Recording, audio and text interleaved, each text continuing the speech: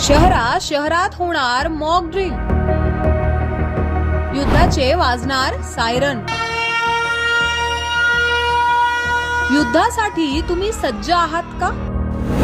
उद्या 7 मे 2025 रोजी महाराष्ट्रासह देशभरातील 244 जिल्ह्यांमध्ये केंद्रीय गृह मंत्रालयाने दहशतवादी हल्ल्याच्या परिस्थितीसाठी मॉक ड्रिल आयोजित केली आहे। पहलगाममधील 22 एप्रिलच्या भयानक हल्ल्यानंतर भारत-पाकिस्तान तणाव वाढल्याने ही खबरदारी घेतली जात आहे। या ड्रिलचा उद्देश नागरिक आणि प्रशासनाची आपत्कालीन परिस्थितीत सामना करण्याची तयारी तपासणे आहे। हवाई हल्ल्याचा सायरनचा वापर, ब्लॅकआउट सराव आणि नागरिकांना सुरक्षित स्थळी हलवण्याची रिहर्सल केली जाईल। शाळा, कार्यालय आणि सार्वजनिक ठिकाणी नागरिकांना कसे सुरक्षित राहायचे याचे प्रशिक्षण दिले जाईल।